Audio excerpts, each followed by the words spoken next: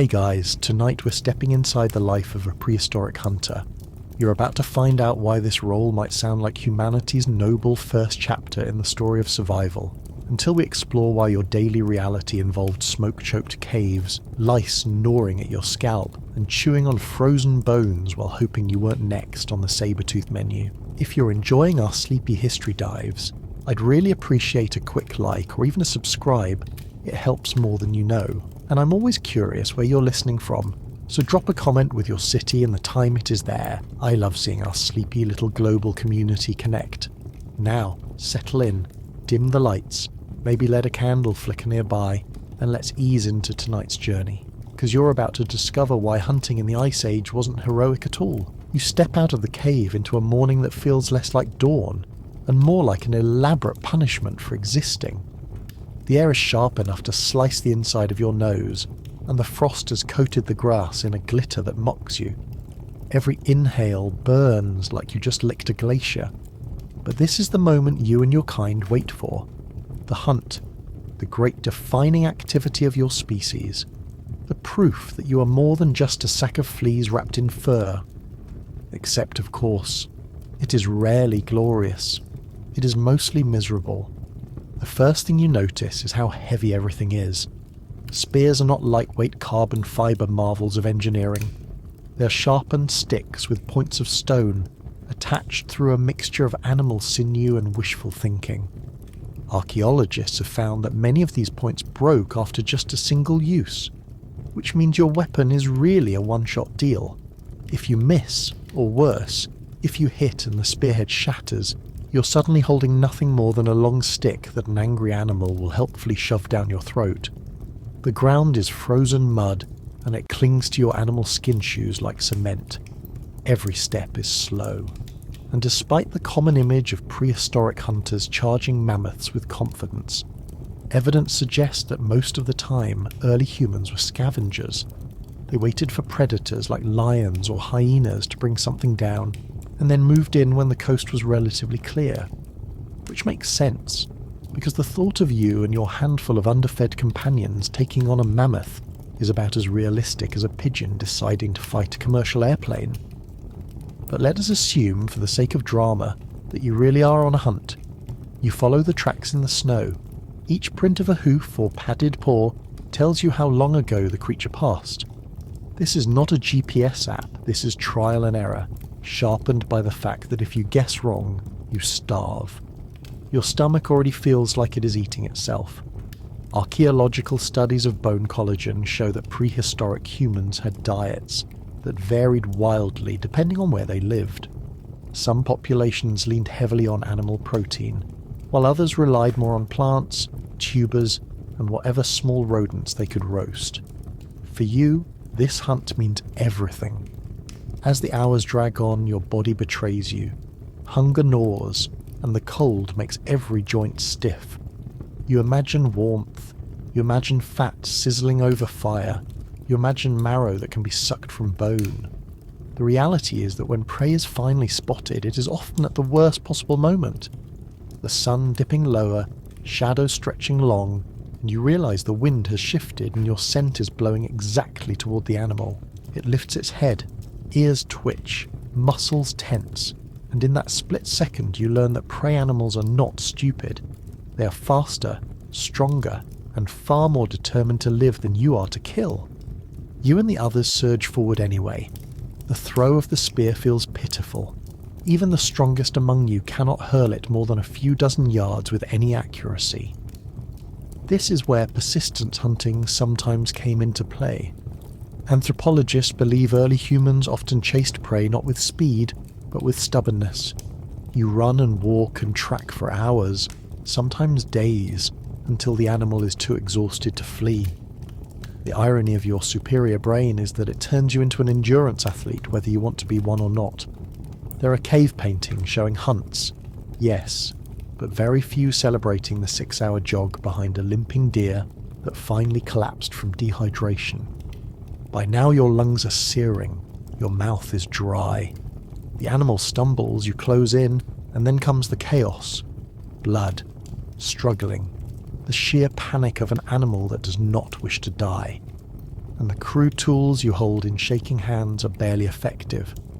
Ethnographic studies of modern hunter-gatherers suggest that the kill is messy, dangerous, and always uncertain. One wrong move and you are gored, trampled, or mauled. Bones discovered with deep puncture wounds tell the story of hunters who misjudged. Those skeletons are a reminder that hunting was not noble sport. It was Russian roulette with spears. When it is over, when the creature finally lies still, the relief is immediate. You do not celebrate. You collapse.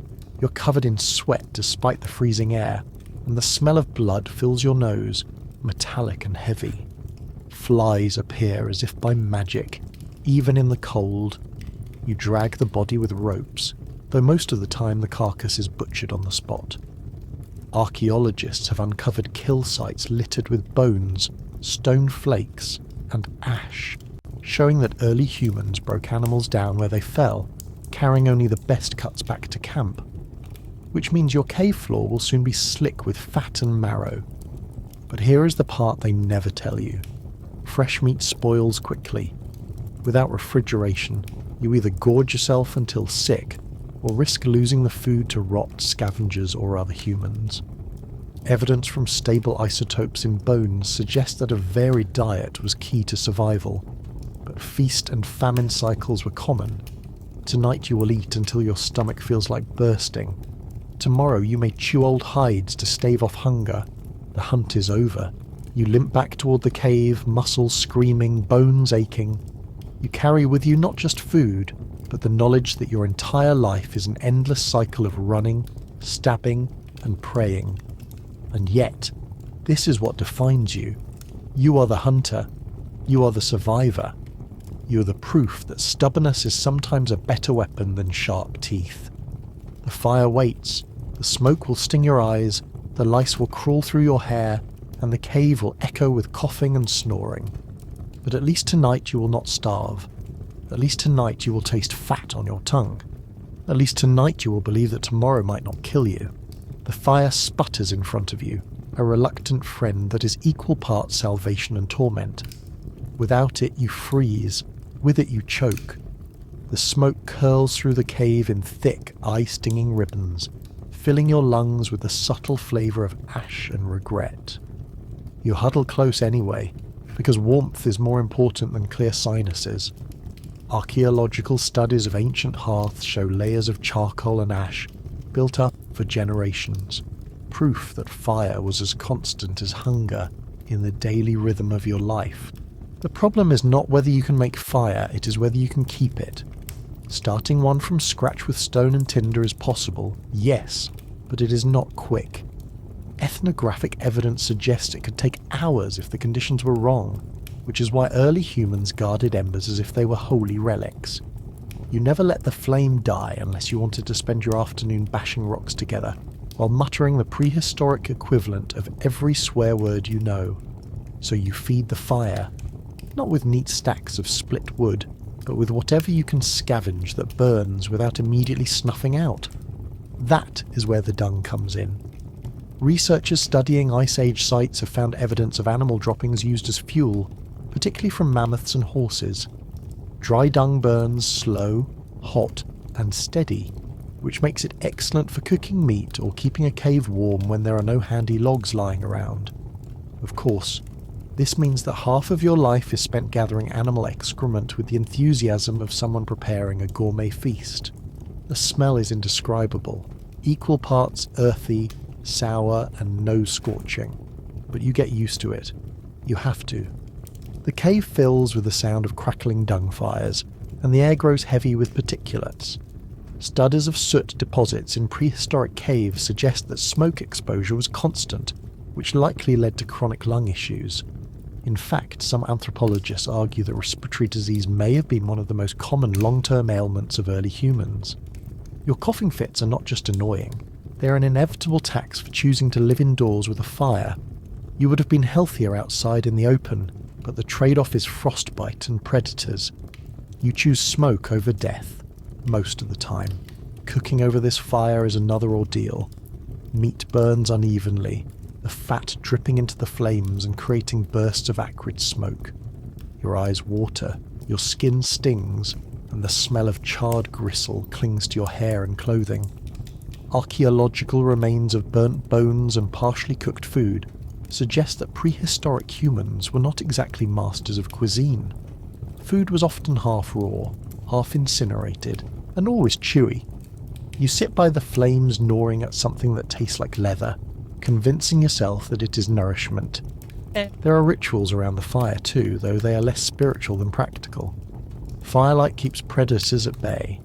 It also gathers the group, forcing everyone into one smoky circle, whether they like it or not. Communication happens here.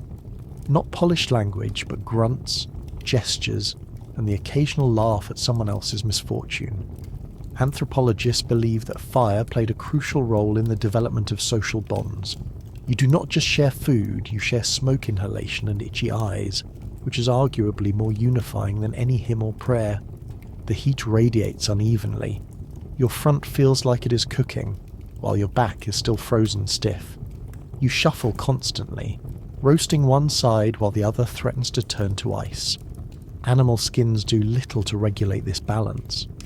Archaeological studies of prehistoric clothing scraps suggest that early garments were stitched crudely with bone needles and sinew, barely more advanced than wrapping yourself in a damp rug. Fireside warmth was the only real insulation, which is why so many of your nights are spent turning like a rotisserie chicken, trying to survive until dawn. Then there is the danger of the fire itself. Flames are not polite. They eat whatever you give them, including hair, clothing, or inattentive children. Burn marks found on bones and artifacts show that accidents were frequent.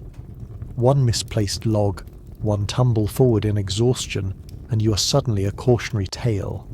Yet you cannot live without this hazard.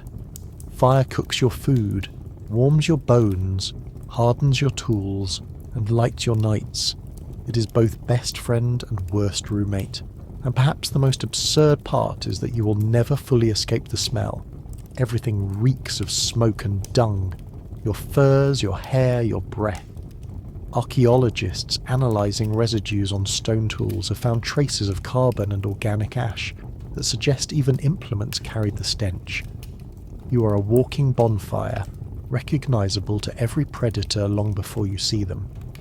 The irony of survival is that the very thing that keeps you alive also paints a glowing target on your back. So you feed the fire again, carefully placing more dung into the embers. The flames crackle, the smoke thickens, and your eyes burn until tears stream down your face. This is not the romance of flickering firelight in the darkness. This is endurance, necessity, and resignation. You do not sit by the fire because it is cozy. You sit by the fire because without it, you die. And so the ritual continues, night after night, cough after cough, until smoke is no longer an annoyance but simply the taste of life itself. The smoke from the fire clings to every fibre of your clothing, which is generous because calling this clothing is already stretching the definition.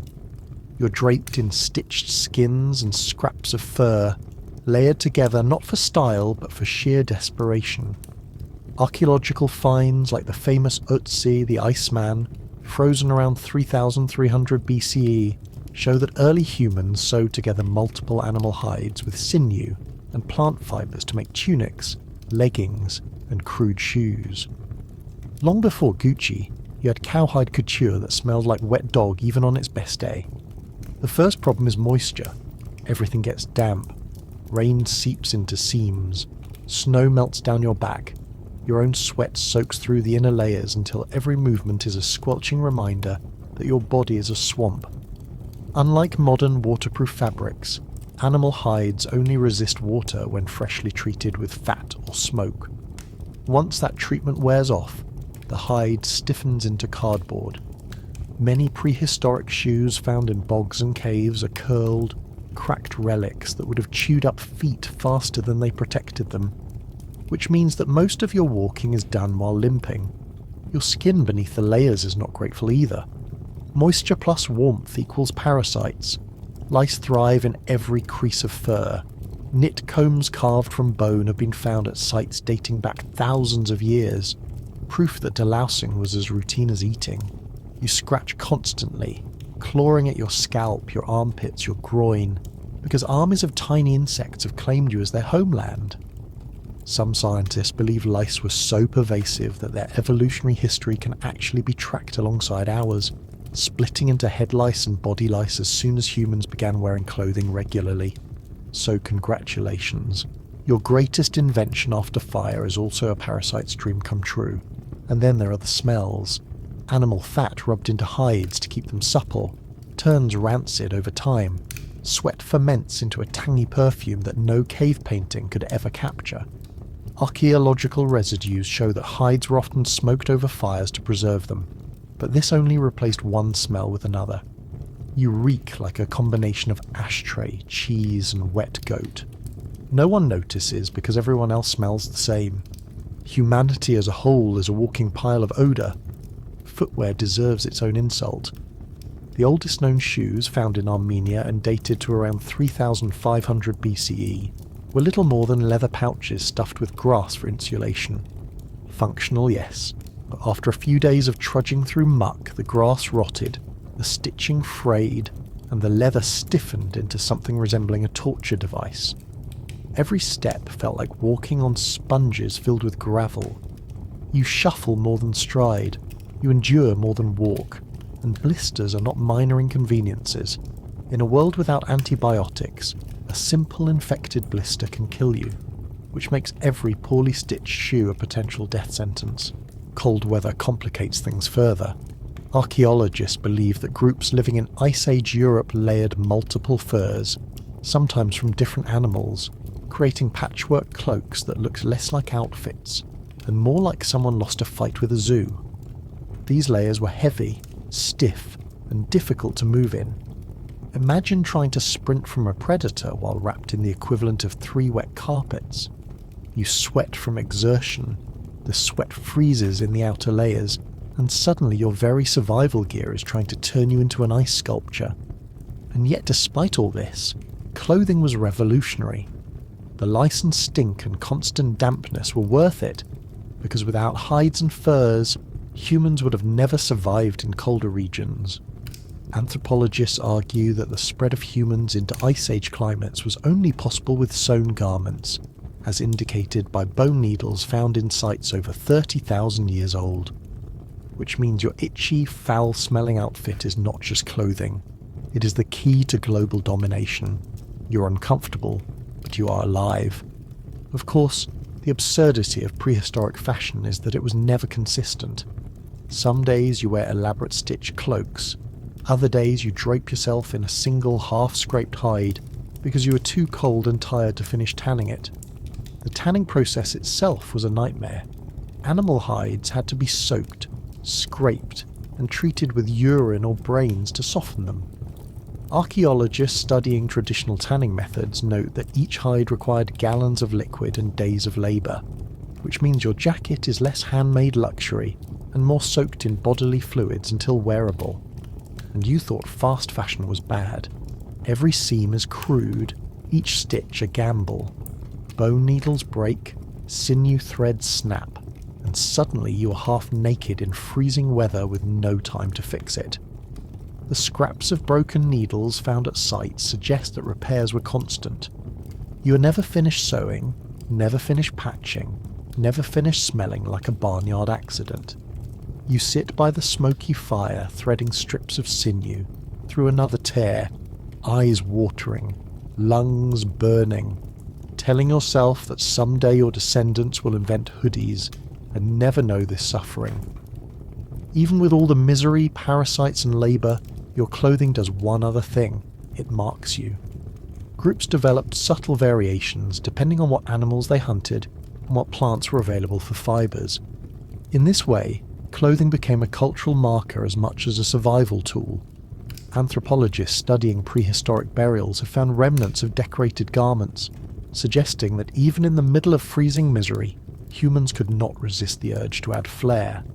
A stitched fringe here, a bead there, a shell dangling on a cord. Your outfit says, yes, I am freezing to death, but I am doing it with style. The irony is that this primitive fashion sense probably gave rise to social hierarchies. The better your hides, the more decorated your furs, the more status you held. Which is hilarious, because in practice it meant that the person covered in the most animal brains and urine during tanning was also the most respected. Prestige in prehistory was measured not by gold or jewels, but by how many carcasses you could turn into wearable blankets. So you scratch again, slap a louse between your fingers, and adjust the sagging fur cloak sliding off your shoulder. The smell of smoke mixes with the reek of rancid fat. Your shoes squish with every step, stuffed with half-rotten grass, and yet without these miserable garments you would freeze solid before sunrise. This is not fashion. This is survival cosplay stitched together from whatever did not run away fast enough.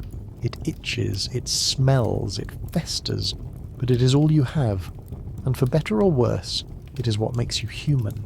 Your stomach growls in the cave, and it is not the pleasant reminder of a skipped snack. It is the hollow drumbeat of survival. The hunt may bring down something spectacular every once in a while, but most of your meals do not come from mammoths or aurochs. They come from whatever can be chewed, sucked, or scraped into your mouth without poisoning you. Archaeologists studying isotopes in prehistoric bones have found that the diet of early humans was staggeringly varied depending on location.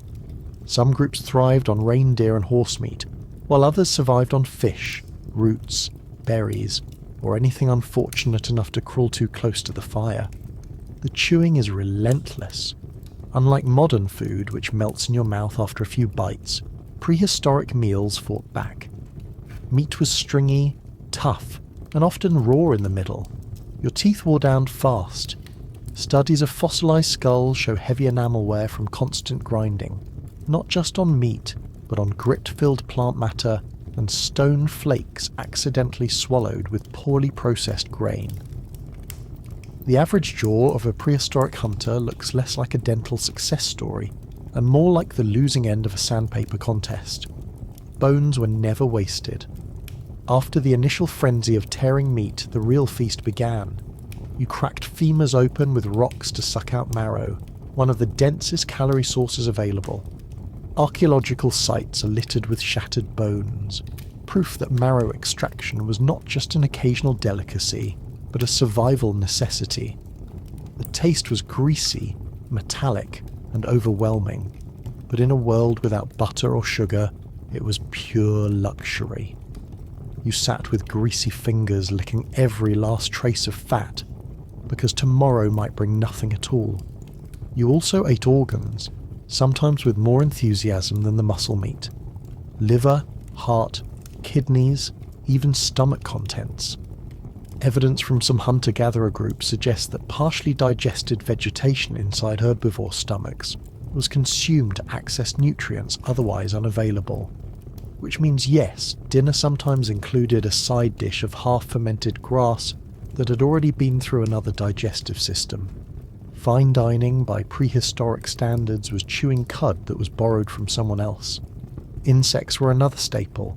Termites, ants, and grubs provided protein when larger animals were scarce.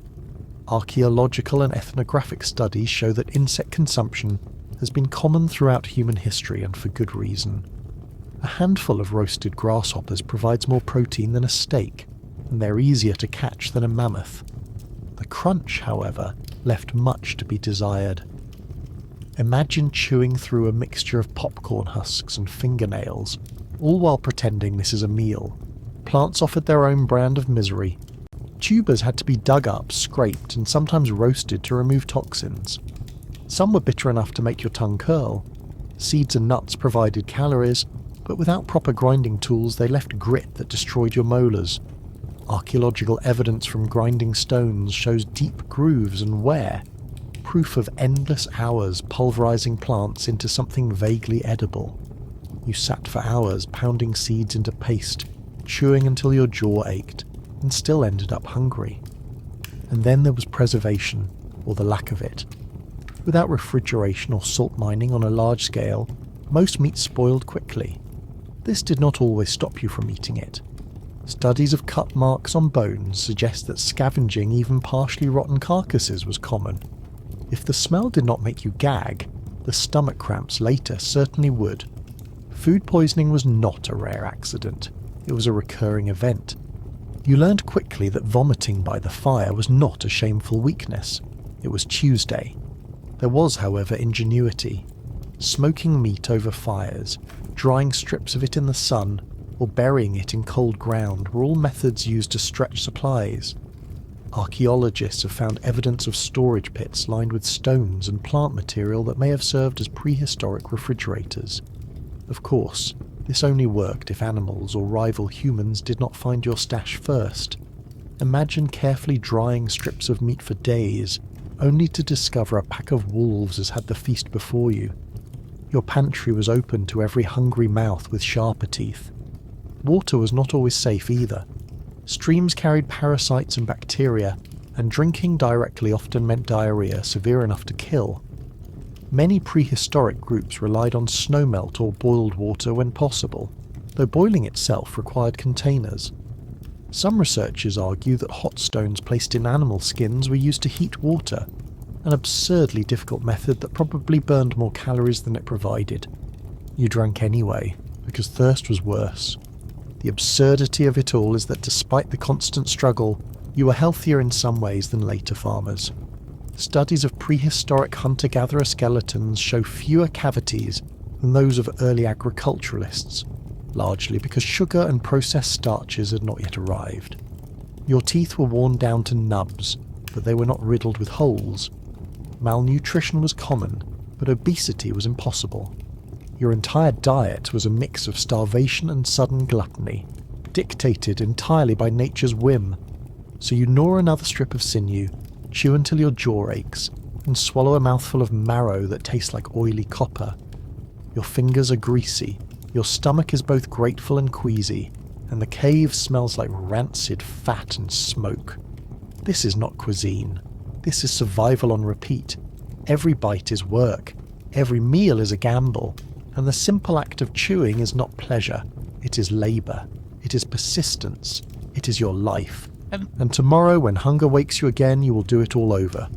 You will dig, crack, gnaw, and chew until your jaw gives out. Because the prehistoric menu was not designed to delight. It was designed to keep you alive.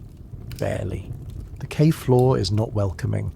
It is stone, unforgiving, cold, and every joint in your body feels it. You do not have mattresses, you do not even have straw most nights. At best, you have a pile of hides that still smell faintly of the animal that once lived in them. Sometimes the hair falls out in clumps and sticks to your skin while you try to rest. Archaeological sites show evidence of bedding layers made from grasses, leaves and reeds, often mixed with ash to repel insects. It sounds resourceful until you realise that lying on a crunchy pile of grass laced with soot is only slightly more comfortable than the bare rock beneath it. The fire smoulders in the background, coughing more smoke into the air than warmth. You turn onto your side to ease the sting in your eyes, but the draft from the cave mouth immediately chills your exposed back. You shuffle, switching positions like a roasting animal on a spit, never finding balance. Anthropologists studying cave soot deposits believe that smoke inhalation during sleep was unavoidable. Your lungs fill with particles as you dream. Every night is an experiment in low-level asphyxiation. The soundscape is equally miserable. Snoring echoes from every direction. A chorus of rasping breaths mixed with the occasional cough or gag. Someone rolls onto a pile of bones and the clatter makes you jolt awake. A baby whimpers in the dark. The fire pops, sending sparks upward. You shift, close your eyes again, and hope the hyena you thought you heard outside was just the wind. Prehistoric nights were noisy, restless affairs. Archaeologists argue that group sleeping may have developed as a defensive measure, not for comfort.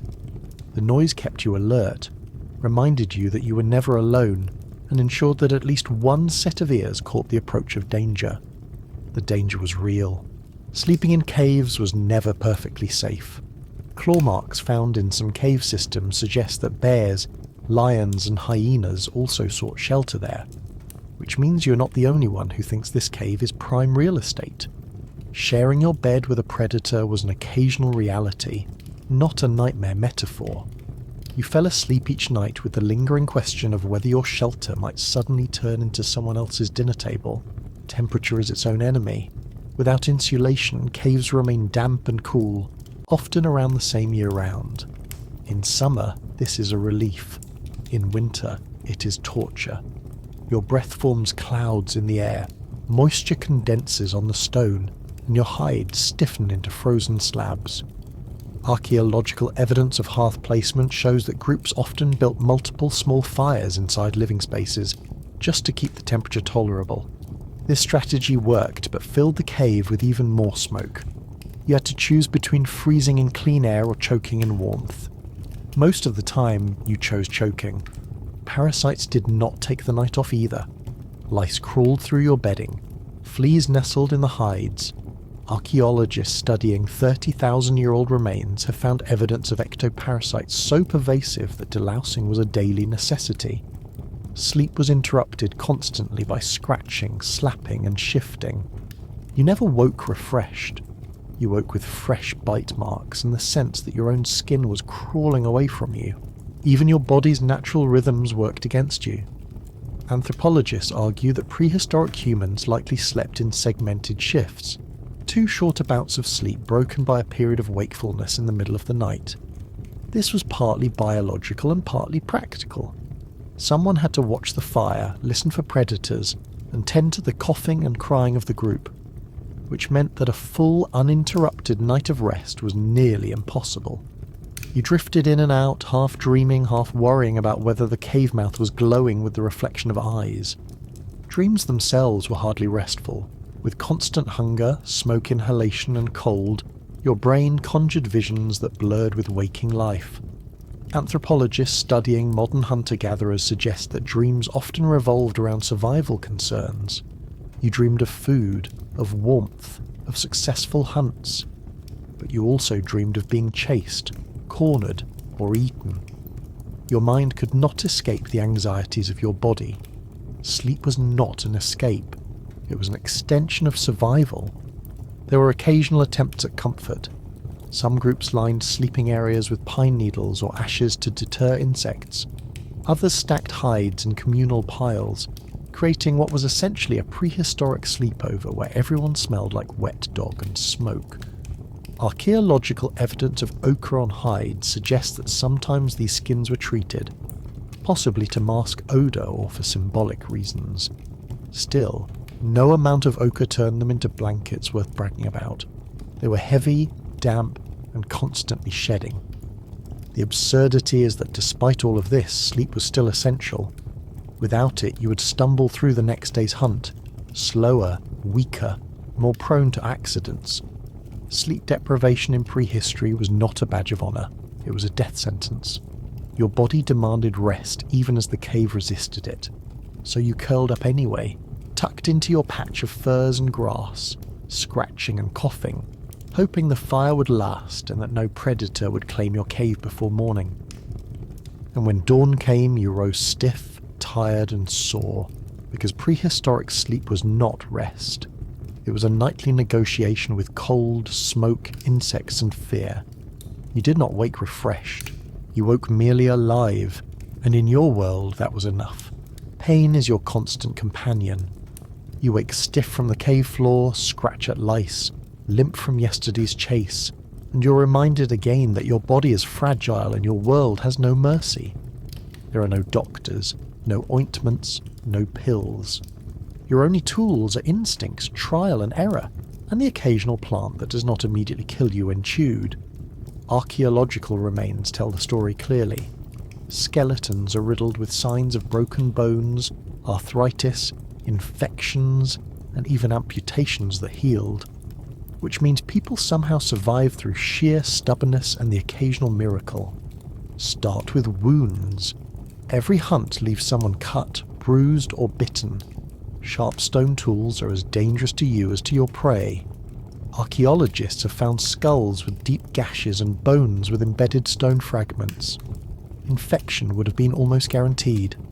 Without antibiotics, even a shallow cut could swell, redden, and eventually turn deadly. You tried to clean wounds with water, sometimes with ash or resin from trees, substances that have mild antiseptic qualities. Evidence of birch tar use at prehistoric sites suggests that humans knew sticky substances could seal wounds and soothe pain. But most of the time, treatment meant wrapping the cut with a strip of hide and hoping your immune system felt like working overtime. Broken bones were another ordeal. Fractures discovered in ancient skeletons often show signs of healing, meaning care was given. Splints made from wood or bone, bindings of sinew or plant fibers, crude immobilization strategies all must have been used. The recovery period was long and painful. There were no crutches beyond sticks, no physical therapy beyond limping, and yet survival was possible because groups cared for injured members. Anthropologists studying Neanderthal skeletons point to severe injuries that healed, proof that even those unable to hunt were fed and sheltered until they could recover. Compassion was not just kindness, it was strategy. Tooth pain was perhaps the most constant torment. Fossilized skulls show worn teeth, abscesses and cavities. Imagine the sharp agony of an exposed nerve in a time when dentistry meant prying the tooth out with whatever tool you had at hand. Some skulls show evidence of tooth extraction, suggesting that people really did attempt prehistoric oral surgery. The smell of rotting teeth would have mixed with the ever-present smoke, making every conversation an exercise in endurance. Pain relief was rudimentary.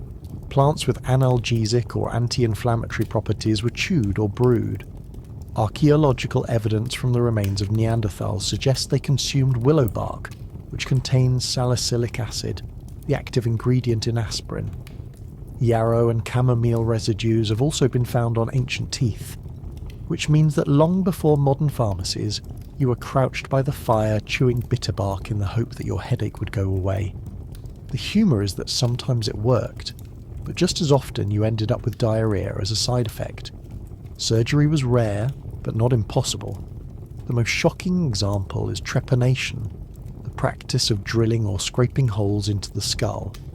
Evidence of this procedure has been found across the world in prehistoric remains, with survival rates surprisingly high in many cases.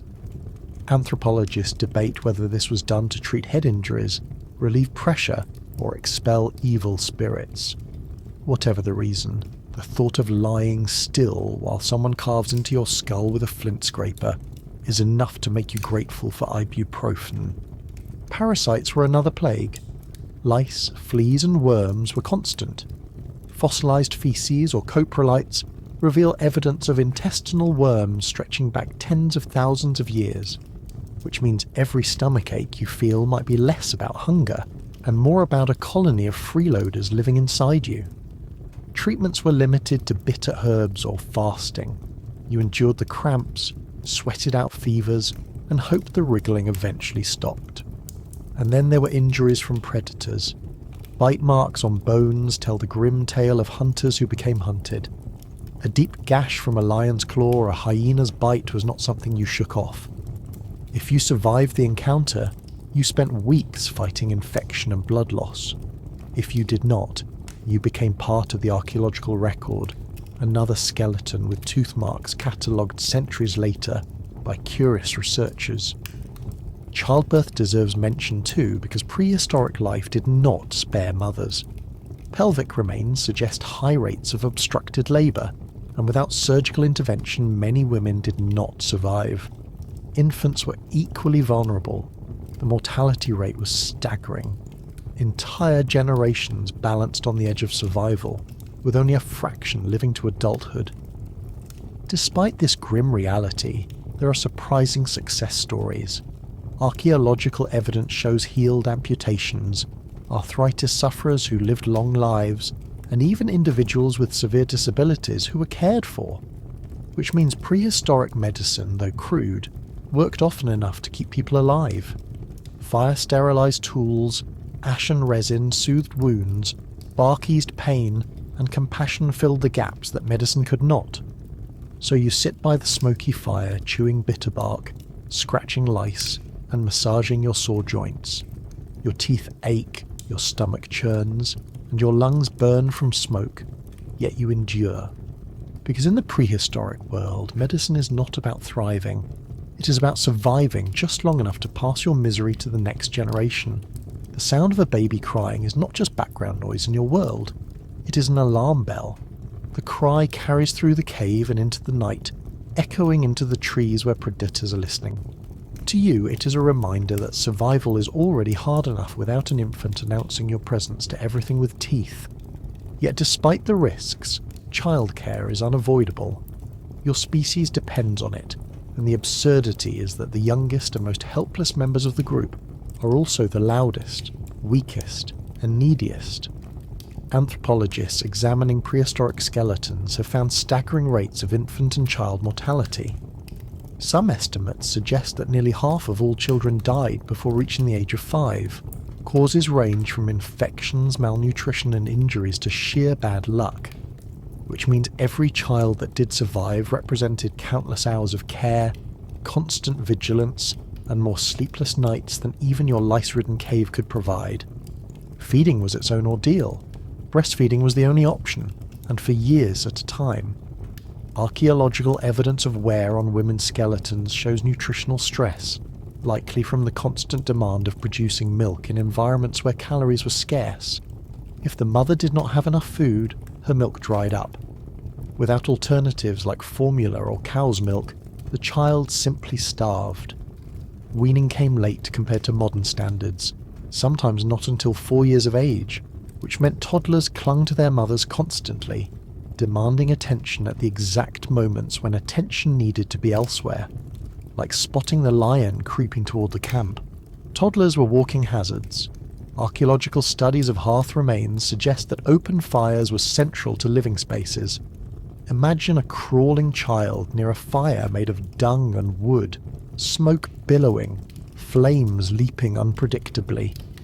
Burn marks on bones found at sites indicate that accidents were common.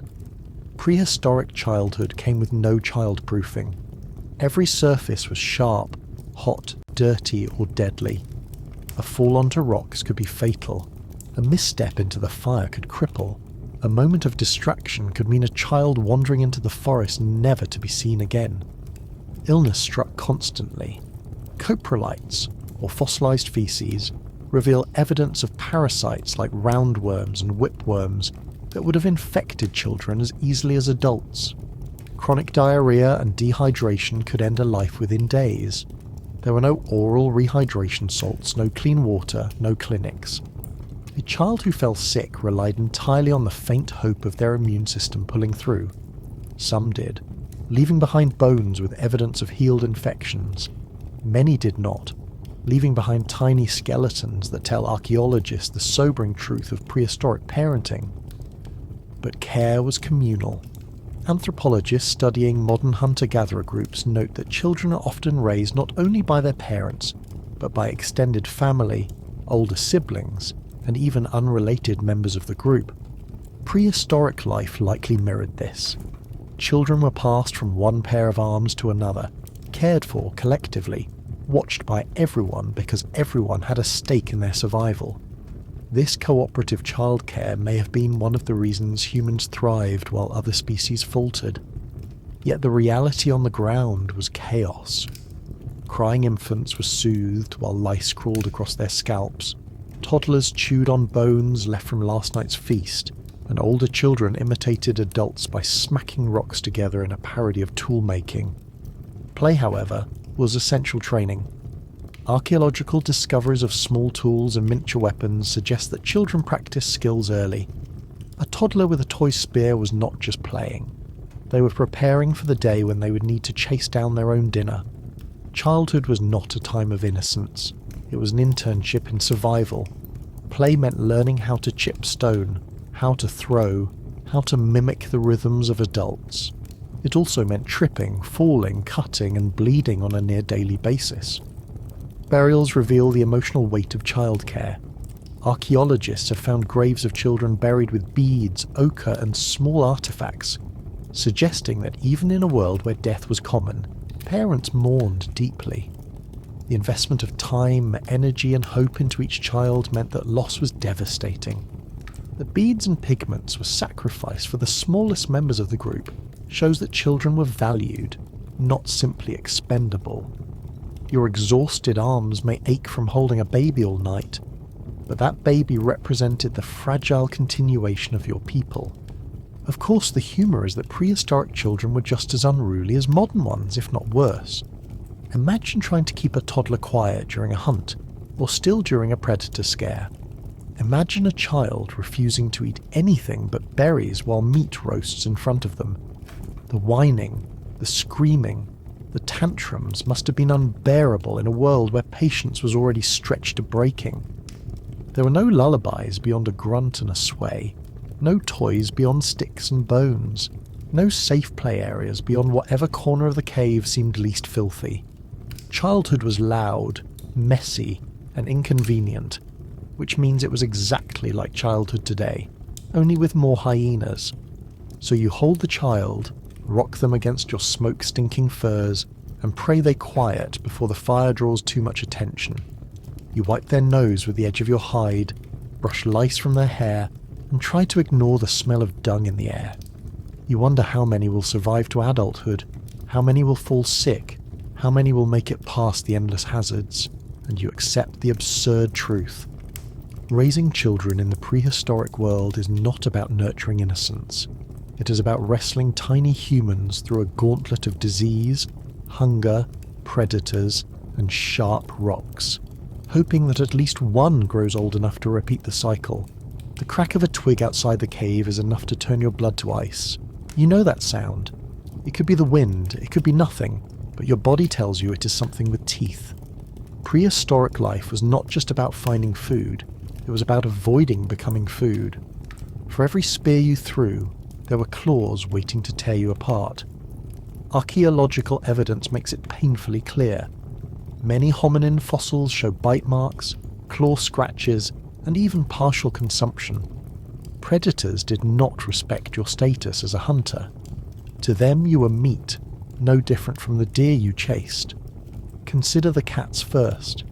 The saber-toothed cats, or Smilodon, are iconic for good reason. They were massive, muscular, and armed with fangs that could puncture through hide and bone. Fossils suggest they could take down prey many times their size. Against them your sharpened sticks looked like toothpicks at a sword fight. Lions also roamed in far greater numbers than today, some of them larger than their modern descendants. Imagine a pride of cave lions, each heavier than you, slipping through the tall grass toward the smell of your smoke. You did not own the night. They did. Hyenas were equally terrifying. Modern spotted hyenas are already strong enough to crush bones with their jaws, but Ice Age hyenas were even larger. Their dens, discovered by archaeologists, are filled with gnawed human bones, proof that encounters were not rare. Hyenas were patient, scavenging when they could, hunting when they had to. If your group managed to bring down a carcass, chances were good that hyenas were not far behind, circling, waiting for you to tire or slip away.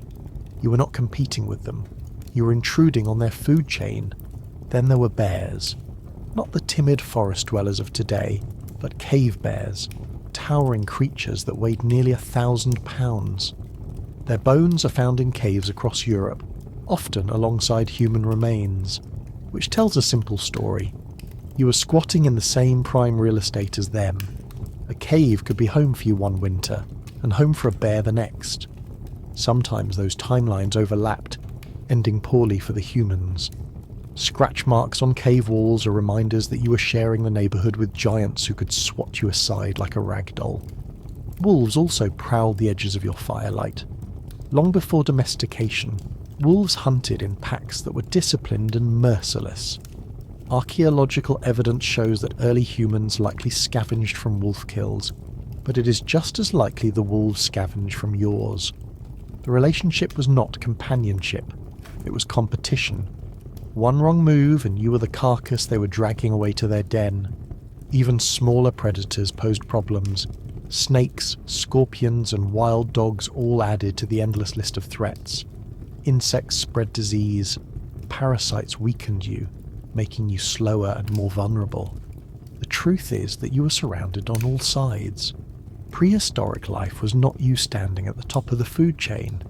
It was you clinging to the middle, hoping the real top did not notice. The absurdity is how fragile you were compared to everything else. You were slow. Your claws were non-existent. Your teeth were better suited for chewing roots than tearing flesh. The only advantage you had was endurance and brains, which were useful but not when a lion had already sunk its teeth into your leg. Anthropologists argue that the very presence of so many predators shaped human evolution, forcing you into cooperation, strategy, and group defense. But in the moment, none of that felt like triumph. It felt like waking up every day in a horror film. Fire helped, but only so much. Predators respected flames, yes, but they also knew patience. They could wait until the embers dimmed, or until hunger forced you to wander too far into the open. Archaeological evidence from predator dens filled with human bones suggests that fire was not a guarantee of safety. It was a temporary line in the sand, one gust of wind away from vanishing. The paranoia was constant. Every shadow in the grass looked like a stalking cat. Every noise in the dark was a potential ambush. Your sleep was shallow because your survival demanded it. Studies of modern hunter-gatherers show that someone is often awake at all times, guarding against threats. Prehistoric groups likely did the same, rotating watch duties whether consciously or not. It was not trust in safety that allowed you to rest. It was trust that someone else's ears were straining in the dark, and yet, somehow, you endured. You did not outfight the predators, you outlasted them.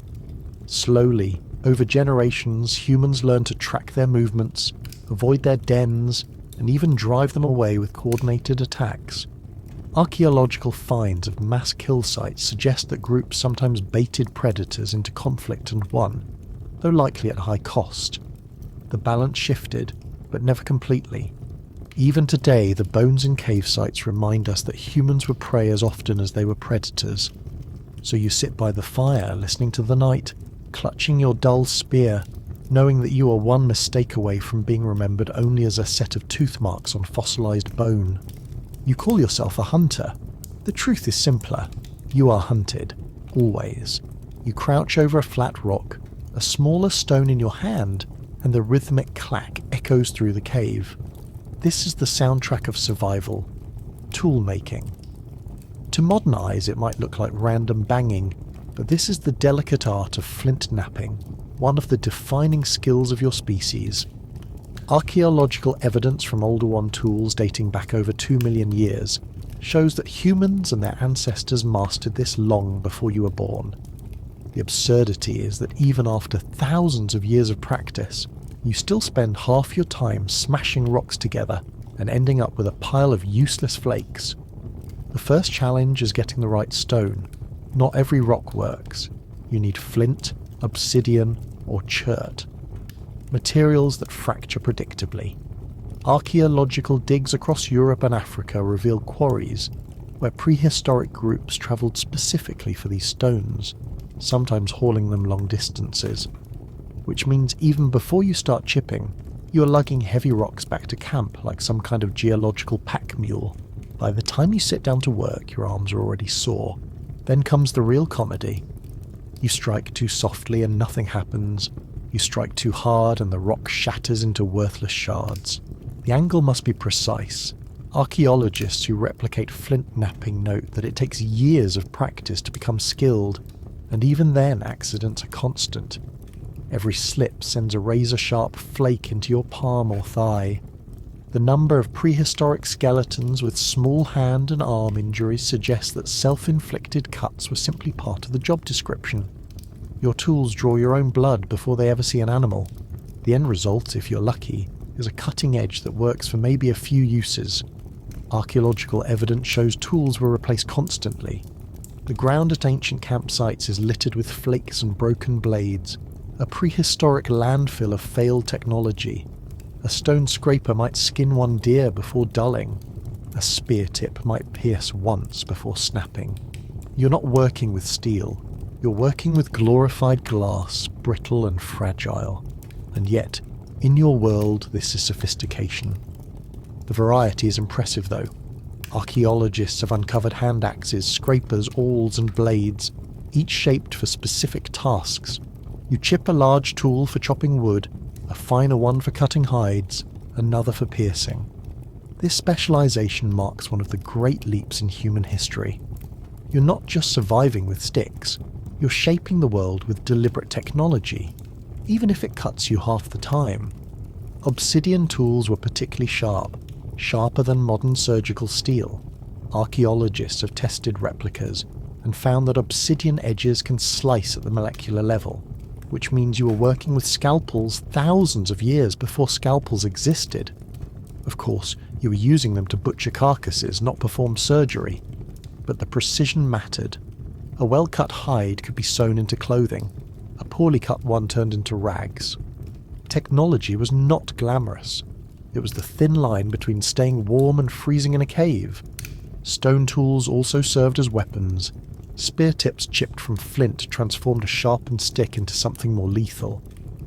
Archaeological finds of stone points embedded in animal bones proved that they worked, even if they often broke. Persistence hunting may have been effective, but having a sharp tip increased your chances of actually finishing the job. Of course, the absurdity is that many of these points shattered on impact. Imagine spending hours chipping away at a perfect spearhead only to watch it explode into gravel the first time you hit a rib. You sighed, grabbed another rock and started again. Toolmaking was also social. You did not work alone. You sat in groups, clacking away, trading techniques, teaching children. Archaeologists studying tool debris fields note that learning curves were steep. Many early flakes show signs of mistakes, misstrikes, and awkward shaping, which means your cave floor was a classroom, littered with the failed assignments of generations. The sound of clattering stone was the background music of humanity's first school. Carving tools from bone and antler added another layer of absurd ingenuity. Archaeological evidence shows needles, points and fishing hooks crafted from animal remains. These were sturdier than stone in some cases, more flexible and easier to shape. But working bone was just as tedious. You scraped and filed until your hands blistered, producing a tool that might last weeks if you were lucky. Still, the ability to sew clothing, drill holes, and fish with hooks represented innovation far beyond smashing rocks. The constant irony is that these tools, primitive as they look now, were revolutionary. They extended human reach into environments that would have killed you otherwise. They allowed you to butcher animals more efficiently, scrape hides, shape wood, and fight off predators. Archaeologists argue that toolmaking was the foundation of human culture, the skill that separated you from other animals. Yet to you, sitting in the cave surrounded by broken flakes and bloody hands, it feels less like progress and more like an endless chore. Your stone tools are not pretty, they are not elegant, they are jagged, sharp, and disposable, but they are survival. They turn you from a slow, clawless primate into something dangerous enough to change the world. Every clack of stone against stone is a declaration. You will not be ruled by teeth and claws alone. You will shape the future, even if it means bleeding on every tool you make. The cold creeps in before you even open your eyes. It is not a gentle chill, it is a full body ache that seeps into your bones and makes your teeth chatter before you have even sat up. This is not bad luck, it is climate. You are living in the Pleistocene, a time when Ice Age conditions defined nearly everything about your existence. Archaeological studies of glacial cores show cycles of freezing and thawing that lasted thousands of years, meaning entire generations of hunters lived and died in climates harsher than anything most modern humans will ever face. You do not get to choose the weather chooses you, and it always chooses violence. The Ice Age cold is relentless. Winters stretch for months, sometimes longer. Your cave offers some shelter, but stone walls do little against temperatures that dip far below freezing. Archaeologists examining human remains from Ice Age Europe have found evidence of frostbite, arthritis, and skeletal deformities likely caused by chronic exposure to cold. You shuffle near the fire, furs draped over your shoulders, but the warmth never quite reaches your toes. At night, the cold stiffens your hides until they feel like slabs of wood. Every breath frosts in the air, every exhale a visible reminder that you are alive only because the fire has not gone out. Snow complicates everything. Travel is slow, hunting nearly impossible, and water sources buried. Archaeological evidence suggests that humans developed snowshoes as early as 10,000 years ago. But before then, every step meant sinking to your knees. You drag yourself forward, exhausted before you even begin the hunt.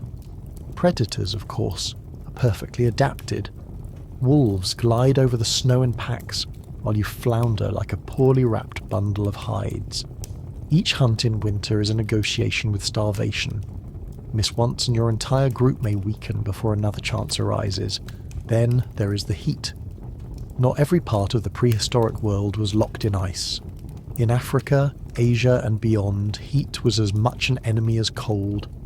Archaeological finds of ancient fire pits suggest that people use smoke not just for warmth, but to repel insects in sweltering climates. Without shade, your skin burns. Without clean water, your body falters. Studies of ancient skeletal remains show bone lesions consistent with chronic dehydration and malnutrition, proof that hot climates were equally unforgiving. You sweat. Your hides cling damply to your back, and you wish for cold even as you curse it when it comes. Floods added insult to injury. Rivers swelled after rains or sudden melts, sweeping away food caches, tools, and sometimes entire groups. Archaeologists studying river valleys have found layers of sediment showing repeated floods during the Pleistocene. You had no sandbags, no warning systems, just the sickening realization that the place you thought was home is now underwater. Your fire dies in a hiss of steam, and you are left soaked, freezing, and furious at the sky. Storms pounded you too. Thunder cracked across valleys, lightning struck forests, and wind tore through camps. Archaeological evidence of charred trees shows that lightning was a frequent hazard. Fire could destroy in moments what took weeks to build. A sudden storm meant smoke-filled caves collapsing, branches flying, and predators prowling the chaos. You crouched in fear, hoping your hides did not blow away while water ran down your back in icy streams. Seasonal swings were brutal. Archaeologists analysing isotopes in prehistoric teeth discovered evidence of malnutrition tied to seasonal scarcity. Winter meant starvation. Summer meant swarms of insects. Spring brought floods. Autumn gave brief bounty before scarcity returned. Every season carried misery. You lived at the mercy of cycles larger than you could comprehend, and your body bore the scars of every shift. And yet somehow, adaptation happened. Humans invented layers of clothing, insulated shelters, and seasonal migration patterns to chase better conditions. Evidence from mammoth bone huts in Eastern Europe shows that when caves were not enough, people built elaborate shelters from bones, hides, and wood, bracing themselves against the wind. In warmer climates, temporary camps left behind flakes and fire pits that tell of groups constantly on the move, never settling long enough for weather to trap them. You survived not by fighting the climate, but by bending just enough to endure it. The humour in all of this is that the weather never gave you a break. Too hot and you sweated through your hides. Too cold and you froze to the ground. Too wet and your fire drowned. Too dry and your throat cracked open. Prehistoric life was an endless argument with the sky, and the sky always won. Archaeological remains show bodies buried by floods, bones scorched by fire, skeletons gnawed by predators during droughts. Each layer of earth tells the same story. Climate is merciless, and you're stubborn enough to stumble through it anyway. So you wake each day under the same vast sky, never knowing if it plans to roast you, freeze you, drown you, or starve you. You adjust your furs, huddle by your smoky fire, and glare upward as if the clouds care. You call yourself a hunter, but most days you're just weather's chew toy. Survival is not triumph over nature. It is enduring the constant reminder that the sky has never liked you. The cave is crowded, not just with bodies, but with smells, sounds, and the constant tension of too many humans in too little space. Archaeologists studying prehistoric sites have found evidence of multiple families sharing the same shelters, sometimes for generations. Fire pits, food waste, and tool debris build up layer upon layer, creating an archaeological scrapbook of your group's inability to clean up after itself. To you, it is not history. It is just life in a cramped stone box. Noise is the first assault. Babies crying, children playing, adults arguing over scraps of hide or the best spot near the fire. Every cough echoes, every snore multiplies. Anthropologists suggest that communal living was key to survival, but it also meant that silence was a luxury you never experienced.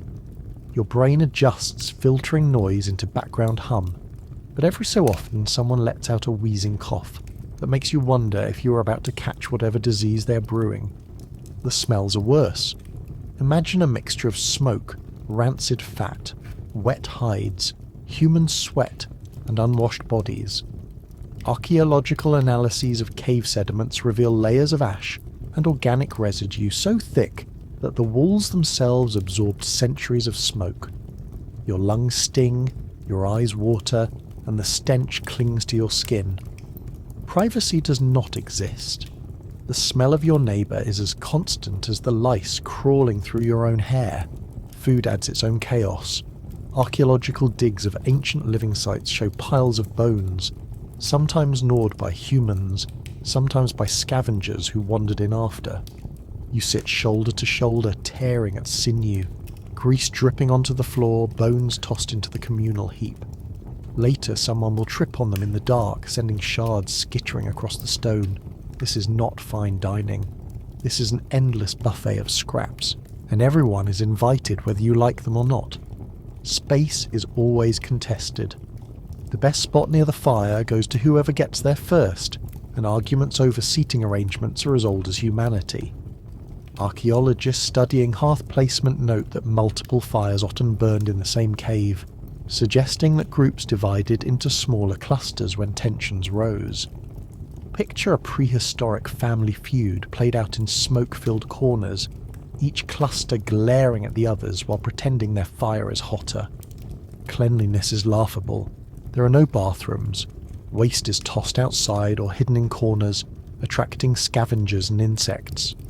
Archaeological evidence of latrine-like pits in some sites suggests that eventually humans figured out designated spaces for waste, but early on it was just another layer of filth to step over. Fleas, lice, and worms thrived in this environment. Every step you take inside the cave is a gamble on whether you're standing on ash, bones, or something far less dignified. Despite all the misery, communal living had advantages. Archaeologists point to the sharing of resources, tools, and protection as vital to survival. You may hate the sound of your neighbour snoring, but that same neighbour might spot a predator first or share a marrowbone when food is scarce. Cooperation was not optional, it was survival. The irony is that survival required tolerating people you probably wished would migrate to another cave. Social hierarchies formed even here. The oldest claimed respect, the strongest claimed authority, and everyone else jockeyed for position. Archaeologists examining burials suggest that status was marked even in death, with beads, ochre, and tools buried alongside some individuals but not others. In life, this meant that someone always claimed the best hide, the choicest cut, the driest corner of the cave. Equality was not natural. Inequality was as old as firelight. Conflicts broke out. Archaeological evidence of blunt force trauma on prehistoric skulls proves that violence within groups was common. Arguments over food, mates, or space did not end with calm discussion. They ended with cracked heads. Yet somehow groups held together because even after a fight no one could afford to leave. The world outside was worse. The cave may be full of lice, noise, and stench, but outside was death by cold or claws. You endured your companions because you had no alternative. There were lighter moments too. Archaeologists have found flutes made from bird bones and shells strung as beads, evidence of music and ornamentation even in cramped caves. Around the fire, someone might hum, tap rocks, or paint the walls. The famous cave paintings of Lascaux and Chauvet are reminders that even in suffocating conditions, creativity erupted. These were not sterile shelters. They were living spaces where art, humour and social bonding emerged between bouts of coughing and scratching. So you sit in your corner, shoulder pressed against your neighbour, smoke stinging your eyes, greasy bones at your feet, and lice crawling across your scalp. The cave is loud, filthy, and suffocating. And yet, this overcrowded misery is also your fortress. Here you are protected by numbers, by firelight, by the constant eyes and ears of your group. The cave is not a sanctuary of peace. It is a stone box of endurance, and you call it home. The fire flickers against the stone wall, and suddenly your home is not just a shelter, but a canvas. Someone picks up a lump of ochre, red as dried blood, and smears it against the surface. The first prehistoric art is born, not out of comfort or leisure, but out of some unexplainable urge to make marks. Archaeological evidence of ochre use stretches back at least 100,000 years, with sites in Africa showing powdered pigment long before the famous cave paintings of France and Spain, which means even as you battle lice, hunger and cold, you still found time to play with crayons made from crushed minerals. The paintings themselves are striking. At Lascaux, Chauvet and Altamira, herds of bison, horses and deer gallop across the walls. Some are so detailed that modern artists still marvel at the skill. The humour is that these masterpieces were created in caves that smelled like dung fires and wet hides, lit only by flickering animal fat lamps. Imagine trying to paint a running horse while coughing in a smoke-filled chamber, your torch sputtering, your stomach growling. Archaeologists believe torches were made by wrapping plant fibres or moss soaked in fat, which burned unevenly and filled the chamber with even more soot. Your great work of art came with a side of carbon monoxide poisoning.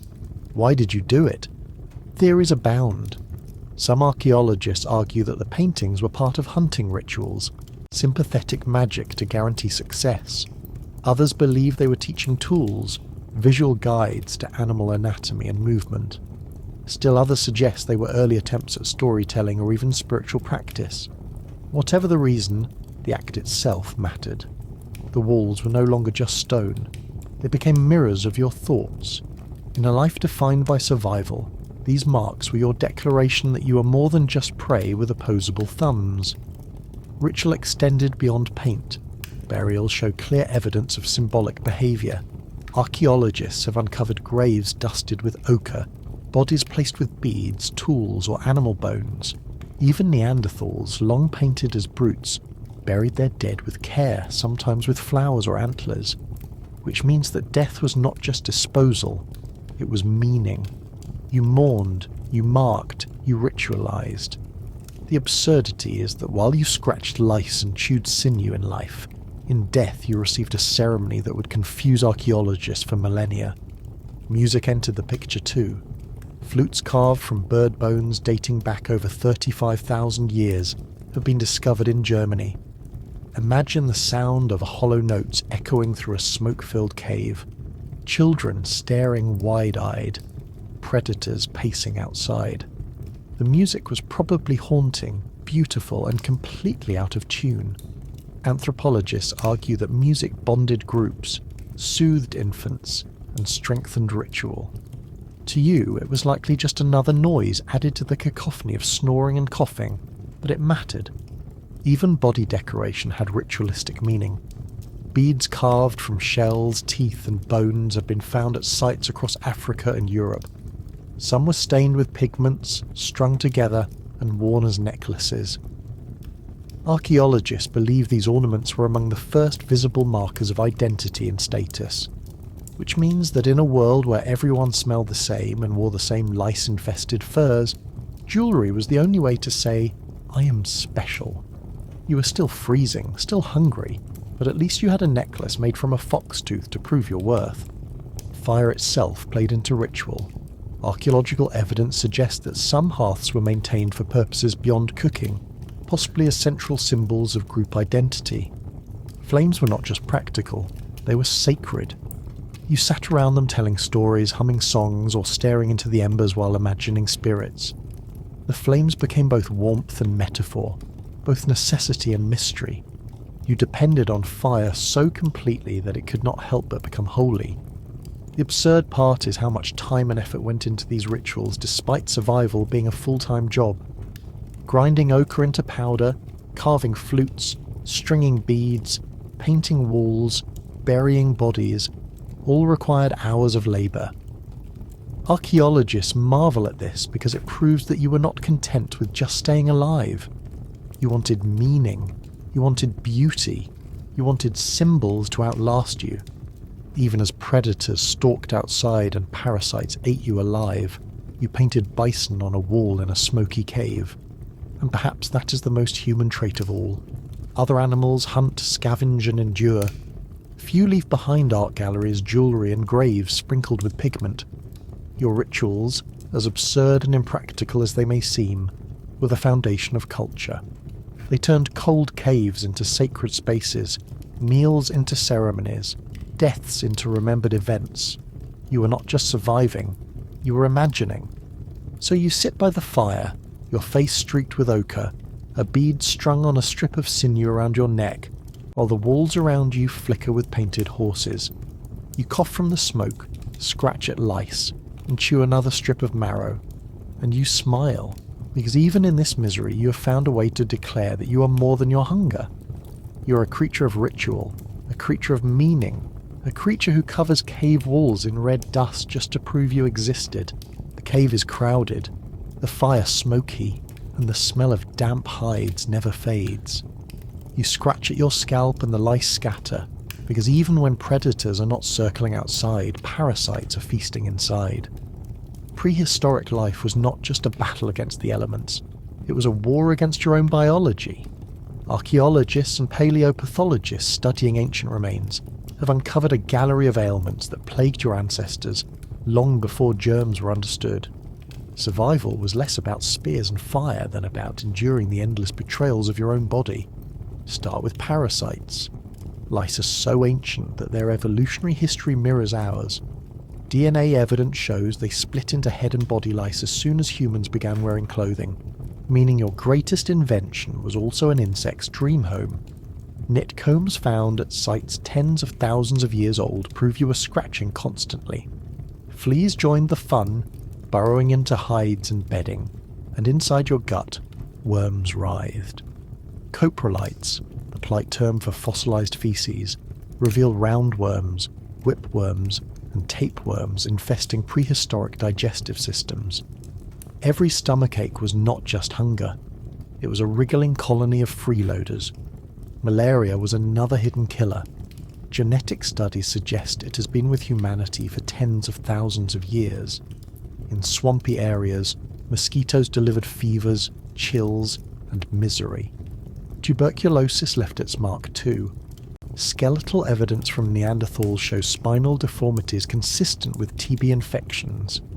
Leprosy, syphilis, and other chronic diseases may have been present in some populations, spreading silently in cramped groups, which means that while you huddled in caves for warmth, you were also sharing bacteria as generously as you shared marrow bones. Injuries rarely healed clean. A cut from a stone tool was an open invitation to infection. Without antibiotics, wounds festered, pus oozed, and fevers burned. Some healed anyway, leaving behind bone thickened from inflammation, proof of a long, painful battle. Many did not, leaving archaeologists' skeletons with half-healed fractures and lesions. Your immune system fought daily wars, and sometimes it won. Sometimes you died from what today would be a minor scrape. Dental disease was its own curse. Studies of prehistoric skulls reveal abscesses, cavities, and worn enamel. You chewed tough sinew, gritty plants, and bone dust until your teeth ground down to stubs. Infection spread from gums to bone, sometimes reaching the bloodstream. Imagine living with a constant toothache in a world with no dentists, only rocks and wishful thinking. Archaeological evidence even suggests crude attempts at dental drilling as early as 9,000 years ago. Obsidian flakes scraping into cavities to relieve pressure. Relief was temporary, pain eternal. Respiratory issues came from the smoke. Constant fires in caves filled the air with fine particles. Black soot layers in archaeological deposits are so thick that scientists argue prehistoric people suffered chronic bronchitis and emphysema-like conditions. Every night's sleep was another session of inhaling poison. Your lungs carried the record, scarred and weakened, ready to give out when the next cold or infection arrived.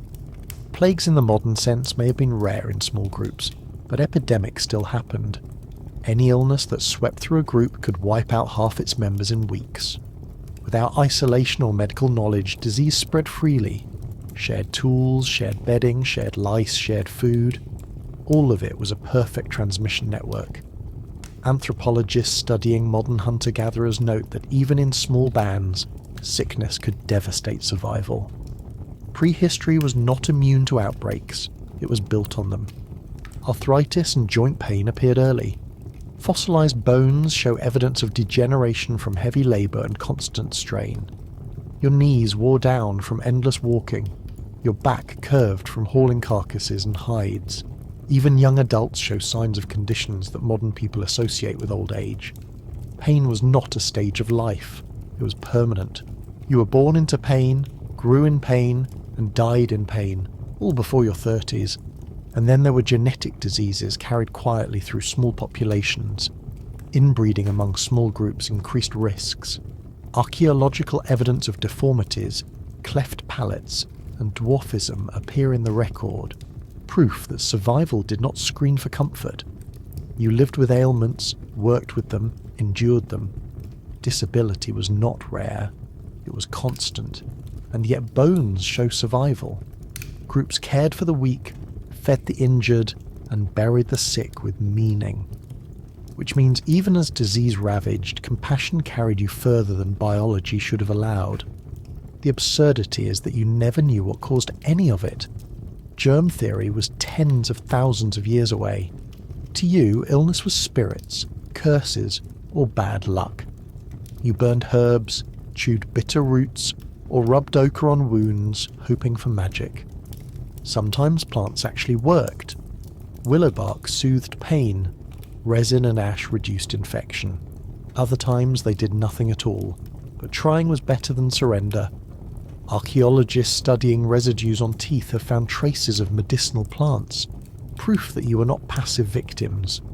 You fought disease with whatever the landscape offered. So you cough in the smoky cave, scratch lice from your hair, and clutch your aching stomach. You chew bitter bark, spit, and hope the wriggling inside eases. You wonder if the cut on your leg will heal or rot. You endure the rasp of every breath, the throb of every tooth, the itch of every parasite. And you remind yourself that survival in this world is not just about spears and hunts. It is about outlasting the microscopic predators you cannot see. And when you finally lie down, exhausted, bones aching, body crawling with life you did not invite, you understand the truth. Prehistoric hunters did not fear death only from lions or cold. They feared the slow, quiet betrayals of their own flesh. Disease was the predator you carried inside, and it was always hungry. You rise in the morning to find that the food is gone. Not stolen, not eaten, just gone because the herds you depended on have moved. This is the fundamental rule of prehistoric life. You do not stay where you are, you follow. Archaeological evidence of ancient footprints preserved in volcanic ash and mud from places like Laetoli in Tanzania or White Sands in New Mexico shows just how far and often people travelled. Entire families walked together, step after step, because survival demanded migration. You were not building civilizations, you were chasing dinner. The distances are staggering. Studies of hunter-gatherer groups suggest that people travelled dozens of kilometres regularly in search of food and water. Seasonal migrations covered hundreds of kilometres. Genetic evidence shows that over tens of thousands of years, humans walked out of Africa, across Asia, into Europe, and eventually into the Americas and Australia. This was not exploration in the romantic sense. It was forced relocation powered by hunger and weather. Your ancestors did not set out with compasses and maps. They set out with sore feet and no choice. Your footwear, if you can call it that, made the journey worse. Archaeological finds like the 5,000-year-old shoes of Wutzi, the Iceman show leather uppers stuffed with grass for insulation. Functional, yes, but hardly suited for thousands of miles across ice and stone. Earlier shoes were even cruder, little more than stitched hides wrapped around feet. They wore out quickly, leaving you walking barefoot on terrain sharp enough to slice open your skin. Every step became pain layered on exhaustion. Your footprints in mud hardened into fossils that scientists now study with awe. But at the time they were just blisters and misery. Migration meant carrying everything with you.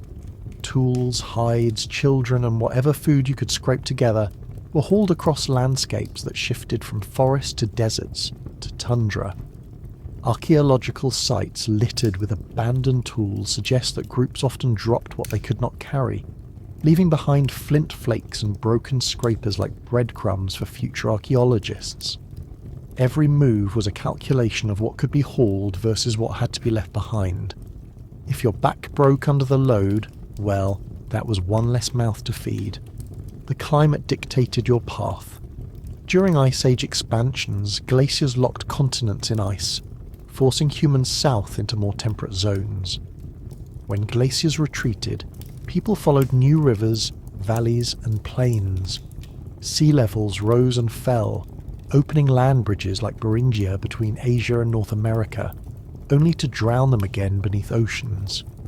Genetic and archaeological evidence shows waves of migration tied directly to these shifts. You did not conquer new lands. You stumbled into them as the earth itself forced your hand. Danger followed you everywhere. Predators did not respect your migrations. Lions, hyenas, and wolves patrolled the same paths. Archaeological evidence of predator dens along migration routes shows that you were not the only ones tracking herds. You shared trails with creatures who thought of you as snacks. Crossing rivers risked drowning. Crossing mountains risked freezing. Crossing deserts risked thirst. Yet you walked, because staying in one place meant starvation. The absurdity is that you walked into places you were completely unprepared for. Humans leaving Africa tens of thousands of years ago found themselves in Europe, facing Ice Age winters unlike anything their ancestors had experienced. Archaeological evidence suggests rapid adaptation, heavier clothing, better shelters, new hunting strategies. But that adaptation was born of desperation. You did not march triumphantly into Europe. You stumbled shivering into snow and hoped the hides on your back would not freeze stiff before morning. Children were dragged along. The famous White Sands footprints show an adult carrying a child across soft mud, setting the little one down occasionally to rest before picking them up again. The footprints stretch for miles, a silent reminder of the burden of parenthood in migration. You did not wait for children to grow stronger. You hauled them, step after aching step, because leaving them behind was unthinkable. Archaeologists read those prints as tenderness. You would have read them as back pain. Food along the way was scavenged, hunted, or dug from the ground. Archaeological evidence of temporary campsites marked by fire pits and tool debris shows that groups stopped only briefly before moving on. You roasted whatever you caught, gnawed marrow, and left the bones behind for scavengers. Each campsite was temporary, forgotten almost as soon as it was built. Your home was not a place, it was the trail beneath your feet. Migration also brought encounters with other groups. Genetic evidence shows interbreeding between Homo sapiens and Neanderthals, and later with Denisovans. These were not polite cultural exchanges. They were awkward, tense, and sometimes violent meetings in forests and valleys, with alliances, fights, and occasional reproduction. Your migrations were not solitary. They were crowded, messy, and filled with rivals who wanted the same food you were chasing. Despite the misery, migration shaped humanity. It spread tools, ideas and genes across continents. It forced adaptation to new environments, from Arctic tundra to tropical rainforest. Archaeologists can trace your footsteps across the world in the flint, bone and footprints you left behind. You walked farther than you ever wanted to, and in doing so you colonized the planet. Not because you were adventurous, because you were hungry. So you tighten the hides on your shoulders, adjust the bundle digging into your back and take another step. The wind cuts across the plain, your feet blister, and the horizon stretches endlessly forward. You're not a conqueror. You're a pedestrian with no choice, trudging across continents in shoes that fall apart by the second day. Your footsteps echo across time, but at the moment they are just pain and exhaustion. Migration is not glory. It is the longest forced march in history, and you never stop walking. The cave is buzzing with activity, and not in a glamorous way. Someone is scraping hides, someone else is smashing rocks, and a few unlucky souls are trying to quiet the children, who seem determined to test how loud a human voice can echo off stone. This is where gender and labour division becomes visible. Archaeologists have long wrestled with the question of who did what in prehistoric groups, and the evidence suggests the answer is less neat than stereotypes imply. The old image of men striding off on glorious hunts while women gathered berries in the background collapses under closer study. What actually happened was messier, more flexible, and more absurd. Start with the hunt. For decades, anthropologists assumed it was exclusively male territory. Yet a 2020 study of burials in the Andes uncovered a 9,000-year-old female skeleton buried with a toolkit of hunting weapons, suggesting women participated directly in large game hunts. Further evidence from wear patterns on bones and tools across continents shows that gendered divisions of labour were never absolute. Sometimes women hunted, sometimes men gathered, sometimes everyone did whatever was required to avoid starvation. The division was not strict tradition, it was situational panic. Gathering, often dismissed as secondary, was actually the backbone of survival. Archaeological studies of plant residues on grinding stones show that nuts, seeds, tubers, and berries made up a significant portion of diets in many regions. This meant hours of digging, pounding, and chewing for whoever was available. If men returned empty-handed from a hunt, gathered plants often kept the group alive. So while the hunters might brag, the gatherers carried the calories. Division of labour was not about pride, it was about necessity. Toolmaking, clothing preparation, and food processing fell on everyone. Archaeological sites show layers of stone flakes spread across entire cave floors, suggesting communal activity. Scraping hides for clothing was tedious and constant, requiring strength and endurance, not just delicate hands. The tanning process involves scraping flesh, soaking hides in urine or brains, and smoking them over fire. This was not glamorous work. It was smelly, endless, and shared.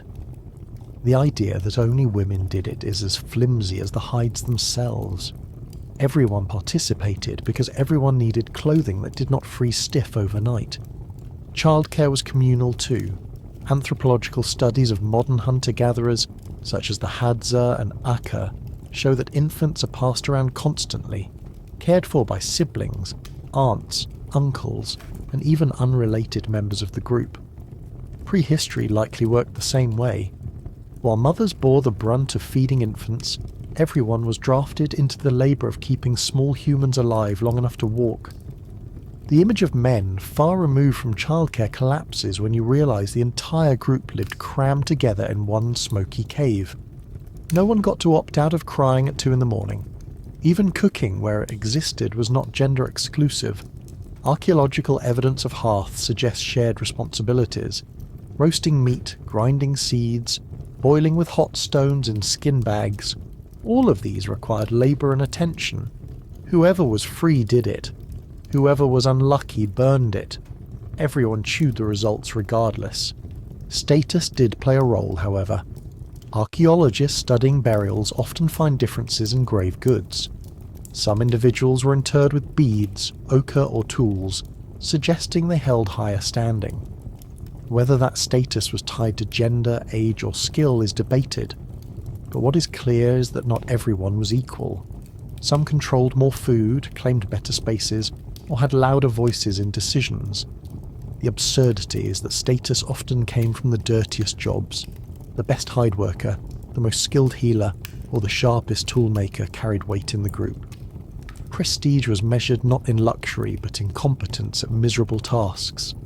The stereotype of men as hunters and women as gatherers lingers because it is simple. But simplicity rarely survives archaeology. Evidence from isotopic analysis of bones shows similar diets across genders, meaning both ate the same foods. Where patterns on skeletons show both sexes endured heavy workloads. Stress fractures, arthritis, and repetitive motion injuries appear in everyone. This was not a world of strict division. It was a world of shared exhaustion. The humour in all this is that no matter the task, everyone ended up hungry. Men might return from a hunt empty-handed, women might spend hours digging for tubers only to find bitter roots, and children might lose half the berries before they ever reached the cave. No one escaped the constant hunger, the endless labour, the aching joints. Gender roles did not protect anyone from misery, they only spread it around. So you look around your crowded cave, someone is scraping hides, someone else is chipping stone, another is trying to pry a worm out of a log for dinner. There are no clear divisions, no neat categories. There is only work, endless and repetitive, shared unequally but shared nonetheless. You're not male or female in the modern sense. You're simply tired, lice-ridden and hungry, doing whatever needs to be done so that tomorrow you can wake up and do it all again. You're already dealing with predators, lice, hunger, smoke, and blisters when the ground itself decides to betray you. Prehistoric life was not stable. It sat on a fault line of chaos. Archaeologists studying ancient sites have found the fingerprints of natural disasters scattered through time. Volcanic ash layers, drowned valleys, burned forests, all evidence that even when you were not starving, the planet occasionally reached up and swatted you like an annoying insect. Volcanoes were the most dramatic killers. Take Toba in Indonesia about 74,000 years ago. The eruption was so massive it blasted ash across continents, blotting out the sun for months. Archaeological and genetic evidence suggests human populations may have shrunk drastically afterward. Imagine surviving the hunt, the predators, the parasites, only to watch your world turn dark under falling ash. Breathing became agony, water turned toxic, crops and plants withered. You had no word for climate collapse, but you lived it. Your fire was a joke compared to the sky's fury. Closer to daily life, smaller eruptions still wreaked havoc. Fossilized footprints in volcanic ash in East Africa show humans and animals fleeing side by side. Archaeologists read them as extraordinary evidence of survival. You would have read them as we barely escaped turning into statues. The absurdity is that you had no concept of geology. To you, a mountain suddenly spewing fire and rock was not a natural event. It was the sky vomiting rage, and you had no plan beyond running until your legs gave out. Earthquakes added to the fun. Living in caves meant that when the ground shook, your shelter rattled above your head like a collapsing tomb. Archaeological evidence of collapsed rock shelters shows that groups were occasionally buried alive by the very homes they trusted.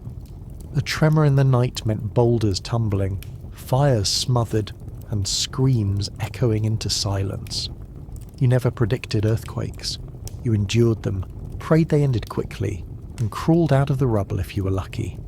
Floods were equally merciless. Archaeologists studying sediment layers in river valleys have found repeated signs of flooding, entire camps swept away. For prehistoric people, rivers were lifelines. They offered water, fish, and fertile ground. But one sudden melt or storm and the river turned on you. Food stores drowned, tools washed away, bodies carried downstream. You rebuilt because there was no alternative, knowing the river might betray you again next season. Firestorms swept forests too. Lightning strikes ignited massive blazes that devoured landscapes. Charcoal layers in prehistoric soils are reminders of these infernos. You may have used fire to your advantage, driving animals into traps with flames, but the fire was never yours to control. A shift in the wind, and your clever hunting strategy became an inferno that roasted your camp instead. You ran coughing through smoke, your hide smouldering, your tools forgotten. The earth reminded you that you were never in charge. Even the weather itself created disasters. Drought shriveled plants and starved animals. Storms tore apart shelters. Archaeological isotope studies in ancient bones show malnutrition spikes during dry periods. Your body carried the scars of failed rains. You chewed bitter roots, scavenged insects, and prayed for clouds that did not come. And when the rain finally returned, it often came as a deluge, flooding valleys and carrying away the little you had saved. Tsunamis were rarer but no less deadly. Coastal settlements risked being erased in a single wall of water. Geological evidence of ancient tsunamis shows massive waves reshaping shorelines and burying sites. Imagine gathering shellfish on the beach, feeling the tide pull back unnaturally, and then watching a wall of water taller than the trees rushing toward you. You did not rebuild after a tsunami. You vanished. The absurd part is how little warning you ever had. You did not have seismographs, satellites, or storm forecasts. You had a mountain that smoked before it exploded, a river that swelled before it burst, and a sky that darkened without explanation. Your options were run, hide, or die. Archaeological evidence shows groups abandoning sites suddenly, leaving behind tools, fires, even half-finished meals. To future scientists, it is mystery. To you, it was obvious. The ground shook. The fire rained.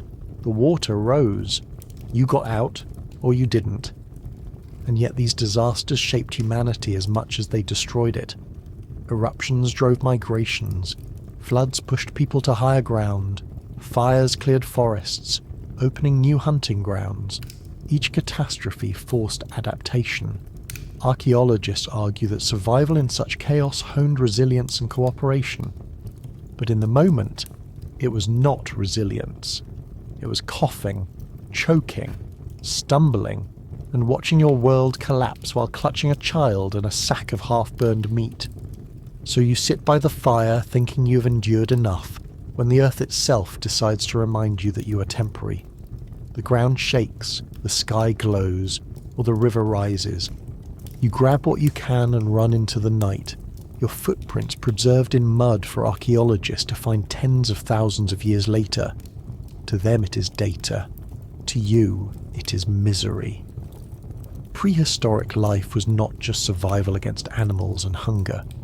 It was survival against the planet itself, and the planet was a cruel landlord. You sit in the smoky cave trying to explain to your neighbour that their share of marrow was larger than yours, and all you can manage is a grunt, a scowl, and a wave of your hand. Welcome to the world before language became refined. Archaeologists and linguists debate when true language emerged, but genetic and anatomical evidence suggests that Homo sapiens had the physical capacity for speech at least 100,000 years ago. Neanderthals may have too, which means that somewhere in your timeline sounds shifted from random noises into meaning. But in the meantime, communication was an ongoing disaster of misunderstandings. Grunts, gestures, and facial expressions carried the burden. Anthropologists studying primates today see complex social signalling through screams, hoots, and postures. Early humans likely built on that system. A grunt might mean food, a raised brow might mean danger, a wave of the arm could mean follow me. But nuance was tricky. Imagine trying to warn about a lion behind a rock, when your only tools are noises that sound suspiciously like indigestion. Miscommunication was not just awkward, it was fatal.